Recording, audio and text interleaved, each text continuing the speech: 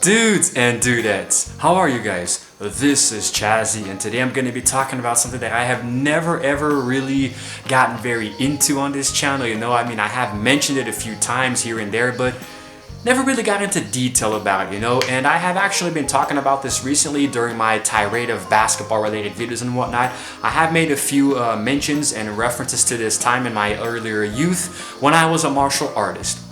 If anyone is watching this video and you actually grew up with me at a certain point in my earlier years, and you're still friends with me today, then you know that I was obsessed with martial arts. And so those of you who have no idea, I'm going to explain a little bit in this video here about what exactly it was like. Now, I started doing karate when I was about, you know what? I can't even remember how old I was, but I was really young. Somebody is calling me, stop calling me, hanging up in your face. I actually was a kid. I was really young, and I started off doing karate at this place called USK Karate Academy, in Coral Springs, Florida. And the thing is that it was called Subak-do. It was like a modernized form of Tang Soo-do, which is a Korean martial art, which is very heavily focused on kata or forms, so it's not exactly an aggressive fighting style, it's really more about self-defense, which really, if you think about it, martial arts always has been about self-defense. You're not supposed to learn it to hurt someone, only if it's in a worst case scenario. So it was a very defensive martial art, and I spent many years there. I believe it was 8 years, and I actually got all the way up to the 2nd degree black belt, and it was really cool. I'm gonna show you guys a few photos. I actually have some really old photos in my archives, that I'm gonna show you guys a few of them right here from my earlier years.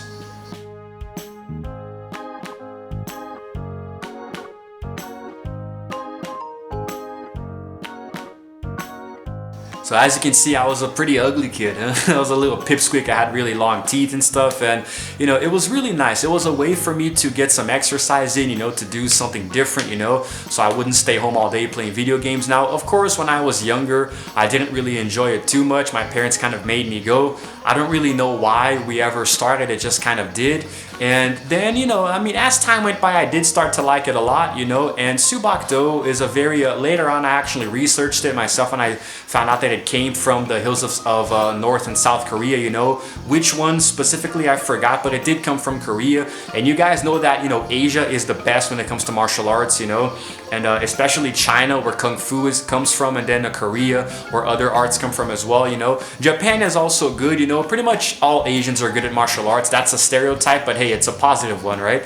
So I actually learned a little bit of this, and I have to admit that it did teach me how to fight, but it actually taught me something much more valuable that I still have today in my personal life, which is discipline, respect, and treating others in the way that you would want to be treated, because martial arts is not just about fighting. It's a philosophical way of life, and as the great Bruce Lee once said, you have to flow like water. You have to be fluid in your movements and in the way that you utilize martial arts in your own life, And then, of course, in 1984, we had the first Karate Kid movie, one of my favorite movies of all time, which spawned a sort of like a little franchise of sorts, a few sequels, then a remake recently in 2010, and it showed you that there was something else behind karate, like you can actually find martial arts in everyday movements of random things that you do, like, for example, cleaning your house or waxing a car or something like that. So it was about the little things, Karate is in all of the small details, and it was something that as I did it more and more, it started to really grow on me a lot, and that. I was young, so I had a very impressionable mind. So to me, it had a very positive influence on me. Now, of course, it did have its downsides, because sometimes I wouldn't want to go to class. I'd be really tired and I wouldn't really perform too well. But my instructors were really hard on me, and sometimes I'll look back on footage. I actually do have footage, which I unfortunately can't upload on YouTube because it's in VHS format, but maybe one day. But the thing is that whenever I look back on the footage, I saw that I really kind of sucked, As I got older, I started to get a little better, my flexibility, my durability, and all of these different ways that my body could express the kata, the different forms, and I actually started to become more and more into it, and as time went by, I went to a lot of different tournaments, different graduations, different belts, different systems. There's the GUP system, which is you going from the white belt, and then if I'm not mistaken, it was white and then orange and then green and then red, and then all the way to midnight blue, which would be the traditional black belt that we have in different arts today. And in between them, there are a few different levels, like you would get a blue stripe on your belt, you know, or 2 stripes, and then later 3, you know, to emphasize that you were still working in this level, in this system to a certain degree. I finally managed to get my black belt, my midnight blue belt. I became a first degree Dan in I don't remember the year, but I was still pretty relatively young. And then I actually ended up getting to my second degree black belt, the second degree Dan. And I actually stopped due to some personal problems, you know. I just wasn't really into it anymore, you know, and I started falling in with the wrong crowd, you know, like gangs and drugs and bad things. So unfortunately, I completely abandoned my martial arts dream. It was my passion. I was literally obsessed with it, and it was my dream to become the world's best martial artist. Here are some more photos to show you guys me in a little more advanced stage.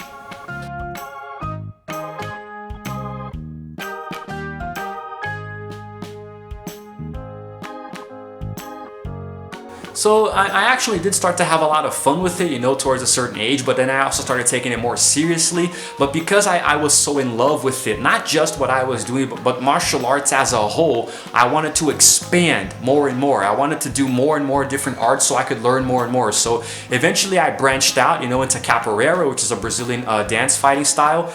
And I actually really enjoyed that a lot too. It gave me a chance to be a little more flexible, you know, and try to do different things. At one point, I was actually self-taught in Jeet Kune Do. I didn't have an instructor, but I did pick up a lot in it. It sounds very cliche, but a lot of it was from watching Bruce Lee, not just the movies, but how he would perform his different art, like his own personal philosophy of Jeet Kune Do. I would watch a lot of different videos. I would read his book about the Tao of Jeet Kune Do. I would look online. I would research, and I was pretty much self-taught. You know, of course, I wasn't that good, and Jeet Kune Do has a lot of little intricate details, you know, but I was still able to use it and kind of harness it and use it in my own way, you know. Now, I also tried to get into tricking, which is kind of like there is a branch of martial arts that was actually founded, I believe in 2006, called XMA, which is Extreme Martial Arts, which is a mixture of Taekwondo, gymnastics, and also this other art that I forgot, maybe a little bit of Kung Fu, you know, something like that. It was a mixture of different fighting styles, and it was very characterized by you know, jumping up and doing flips, you know, and all these crazy cartwheels and kicks and all of that, these crazy spinning kicks. It was really cool. I was getting into that as well, but it was also mostly self-taught. Now, the thing is that because there were so many different fighting styles, you know, like because there were so many different fighting styles in me, it started to overlap a little bit, you know. And unfortunately, one of my instructors in the Subak Do Academy, where I used to do in Coral Springs, he noticed that because I was taking on different styles, you know, it was affecting me there, because Tang Soo Do is a very, very ground-driven and heavy martial art. You know, it's all about technique, very rigid and strong, so you're always very rooted to the ground, so you can't be floppy and flexible, you know. You have to always have a very strong root, and me doing capoeira was affecting that, you know. So because I was very young, I didn't really have a choice in the matter. My dad unfortunately forced me to quit capoeira and focus only on the one that I was doing for 8 years, you know. Looking back on it, I don't think I can really blame him. It was justified, but because I felt like I was being limited and I couldn't expand, you know, I didn't want to do just one thing. It also influenced me taking my decision to quit altogether, which, if I'm being really honest, now that I'm older, looking back on it, was a very bad decision. Now, the thing is that martial arts represented a very large chunk of my earlier life, you know, and it was that when I look back on it today, I have very fond memories, you know, and of course, if I tried to get back into it today, my body is not the same thing it used to be over 10 years ago. Actually, we're even more. We're talking like, what, almost 15 years, you know. I stopped in 2008 or 9, I believe. I'm pretty sure it was 2008. So yeah, we're going on 13 years now, almost 14 years without doing it. So it's never impossible to go back, you know. Age is never a barrier or anything. It's not an obstacle, but like looking back on everything that I accomplished and how I just let it go so nonchalantly, you know, trying to get back today would be very painful, not just physically, but also, you know, emotionally. And like, if I look back on my life at like the top 5 or the top 10 biggest regrets that I have, one of them is definitely abandoning martial arts, you know. I mean, even though I was very far from achieving my dream of becoming the world's best, you know, because to this day, I really dream of becoming an actor. I would love to get into movies and television and work in cinema. And because I was a martial artist, as you guys can probably imagine, I would have loved to do action movies, you know, very inspired by Bruce Lee, for example. So, I mean, I was very far from doing that, but I was already on my way, you know. I was doing it for almost 10 years. I was getting pretty good. I went to, after a certain age, I started to be able to go to tournaments and actually compete, and I won a few medals, you know. I won some trophies. It was actually really cool. But I mean, despite all of that, I don't know. Like, I could have gone much further ahead. I know that if I had just kept going, you know, it could have been quite good today, you know. But hey, it's just what it is. Sometimes life just it throws you some different curveballs, you know. It goes in different directions that you didn't expect, you know. So yeah, sometimes that's a little bit of how it is. But even though I do regret what happened and the way that I just left it, you know, I do still look back on it, like, you know, with I'm very proud of myself, you know, of what I accomplished. And to this day, I do still have the official certificate that does prove that I am still to this day a second-degree black belt, technically, you know, even though I don't practice it anymore. But still, I have very fond memories, you know. I have very fond memories. I really like it a lot. I still have a few medals, you know. Maybe I'll show them to you guys in a different video. It's because, you know, I probably gotta dust them off a little bit. But it's nice. I look back on it with very fond memories, and I don't think there's a chance I'll ever get back into it, at least not in the capacity that I used to be into it, and I don't really have a lot of time anymore today because of my routine. But who knows one day, you know, who knows one day. And I'm gonna show you guys a few photos here towards the end of my career where I was already a full-fledged black belt, and even some tournament photos here.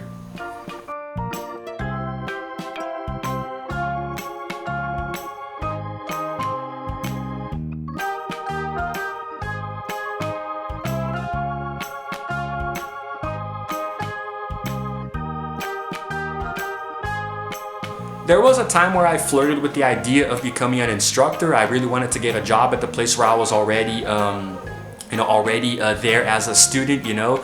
And the term for an instructor is jokyo, which is like an assistant of sorts in Korean, you know. I actually picked up a lot on different philosophies of Korean culture, you know. I learned how to count to 10 in Korean, then later Japanese. I learned a lot about how it works, and I was introduced to the kanjis for the first time in Asian languages. And a lot of the keystones, the cornerstones of this martial art still sit with me today, you know. I always try to treat people with the utmost respect, and I'm very disciplined, you know. Sometimes it's hard to control myself. Like, sometimes when my neighbor is like playing loud music and it really angers me, you know, I just want to go over there and beat the snot out of the guy, you know. But it's better to just go over, you know, nice and casually, and just ask him nicely to lower the music, you know, which always works.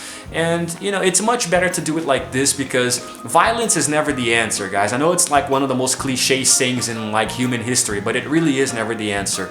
You know, you just gotta try to do things in a more diplomatic way, you know. If it comes down to it, yes, you should use what you know in martial arts to defend yourself, but it should never be your first option, you know. So that's one of the things that I learned, you know. And always finish what you start.